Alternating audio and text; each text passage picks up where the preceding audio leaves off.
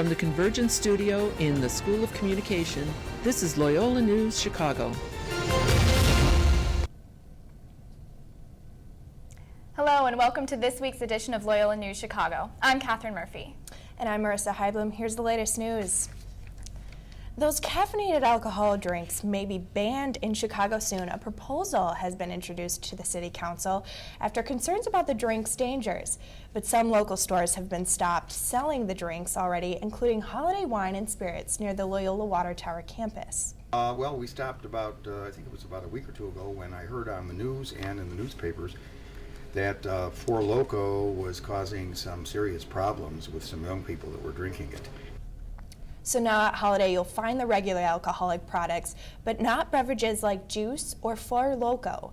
They're a potent mix of caffeinated soda and malt liquor with the same amount of alcohol as 4 to 6 beers. The drinks have been linked to several medical emergencies around the country, and Holiday Wine's owner thinks a ban makes sense. I think based on the information about what it does to people, I think it's a good idea to stop selling it. There's a lot of other things out there people could buy besides that. If the ban goes through as proposed, violators could be fined up to $500 for selling caffeinated alcohol drinks in Chicago. Hold on to library books too long and worry about your fines? No need to burn a hole in your pocket anymore. Right now, Loyola libraries are allowing students to bring in non-perishable food and personal hygiene items in exchange for overdue fines. Food and items will be collected through November 24th and will benefit families in need this Thanksgiving. While lost items are not covered by this program, students without late fees are still encouraged to participate. There may be a solution to the problem of nothing to read on public transportation. The Red Eye reports that the Chicago Public Library is considering setting up book and DVD rental machines in CTA stations. The library district hasn't figured out how much the kiosks will cost or how library cards could be used to access the materials. In the meantime, the CTA already has vending machines for magazines at several stops. The 6-month trial of the program will end in February, with an option to renew the program for another 6 months. Class registration for the spring 2011 semester begins next week. It will run through November 8th through the 12th, and you can check for your appointment time by going on Locus.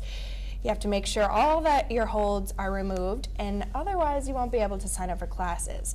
Registration does not close until the end of the first week of classes in January.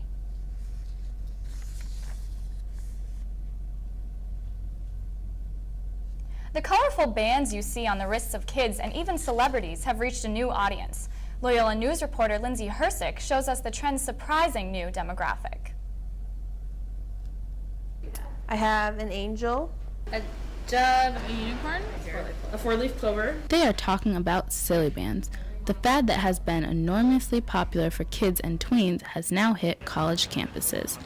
You see them on students all over campus, at the library, in the classroom, and even just hanging out in the dorms. These colorful rubber bands are everywhere. There's so many kinds. They're all different colors, and they're fun. I love them. Silly bands are fun. They make you laugh. See, we're both laughing, so it's funny. Although silly bands are fun, they also help college students make friends. One college student says that they are a great way to connect with people. You know, you're sitting on a bus next to somebody. Oh, what kind of silly? You know, you could totally start a conversation off of these. The silly bands fad among college students has not gone unnoticed. Companies such as Logo Bands offers bands for specific colleges with shapes such as school mascots, team logos, and goalposts.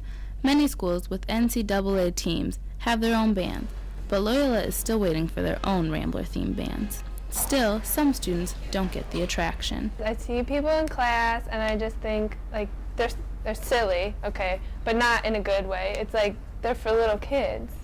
Even though some students don't get the appeal, many others say they are a fun and cheap fad that's not just for kids. Lindsay Hersick, Loyola News Chicago. You can buy silly bands at many convenience stores. They sell for about $2 a pack. Do you have any silly bands, Catherine? I actually don't. Never heard of them. Neither do I, but I see them on the sidewalk all the time. Oh, coming up, would you like to smell the city of Chicago? We'll tell you how you can for less than $400. And how mortals are capturing the magic of Harry Potter on Loyola's campus. These stories and more coming up.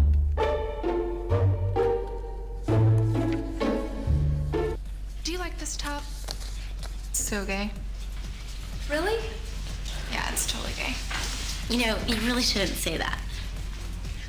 Say what? Well, say that something's gay when you mean it's bad. It's insulting. What if every time something was bad, everybody said, "Oh, that's so girl wearing a skirt as a top"? Oh, you are. Those are cute jeans, though. When you say that's so gay, do you realize what you say? Knock it off. I got no balls to losing. He's in beefing. Shocking. Shows it road all the time. Just had a few drinks. Just can't be happening. Are we clear? Clear. We're just buzzed. Just buzzed. You didn't tell us that, sir. You're right. This isn't happening. He'll be fine. I feel good. Really? No, not really. Buzz driving. Clear. Maybe we should stop acting like it's no big deal. Shocking.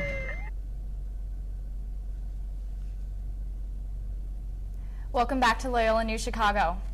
Grab your brooms and get ready to run. Ashley Barnes reports there's a new sport knocking on the NCAA's doors, and Loyola is part of the craze. It is a fictional sport that is sweeping the nation and calling to be recognized. It is Quidditch for Muggles. If you're not familiar with Quidditch, it's Harry Potter's favorite pastime, all from the imagination of J.K. Rowling. Players say it is a combination of hockey, basketball, and rugby, with rings instead of hoops, brooms instead of hockey sticks, and plain old balls rather than magical balders, and of course, one major change. We obviously can't fly. We Funny sit story around on that brooms, when you're done. which is hilarious, but really fun. And pretty much we try to score. Now, all over the nation, Quidditch is calling out to be recognized as an NAAC sport, with official tournaments beginning Sunday and leading up to the Quidditch World Cup in New York. Teams not only from Loyola, but all over the country are expected to participate in Sunday's event. A Yeti's team member says he understands how addicting the sport can be. Some of my friends found me when I was just standing out in front of Hallis last semester and said, "Do you want to play Quidditch?" And I said, "Sure, I'll come along to your practice." And by the end of the night, I joined the Yetis. In order to be recognized as an NAAC sport, Loyola's and other Quidditch teams must have the support of at least 40 colleges. And with over 60 high schools and colleges signed up for the World Cup, this may soon be a reality. Ashley Barnes, Loyola News Chicago. The Quidditch World Cup in New York will be just days before the release of Harry Potter and the Deathly Hallows later this month.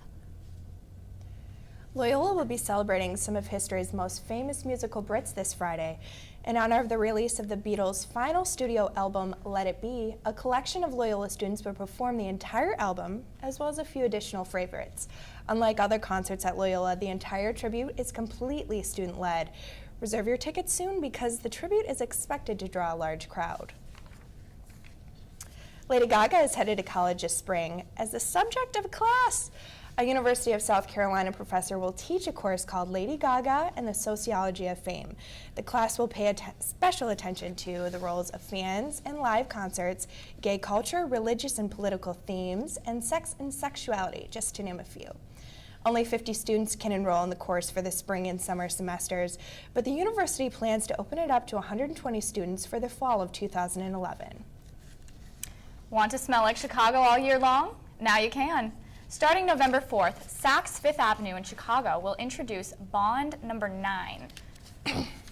The fragrance is supposed to evoke the smells of Chicago, with notes of cinnamon, vanilla, and pineapple leaves. It will sell for $345 a bottle, but you'll have to hurry if you want to get one. Only 200 bottles of the fragrance are available. The bottle itself is a tribute to Chicago's blues history and displays a saxophone adorned with Swarovski crystals. I'd like one. I know. Are you going to wait in line? I might. I certainly might. Oh, that's it for us now. Thanks for watching. Watch us next week for more Loyola News Chicago.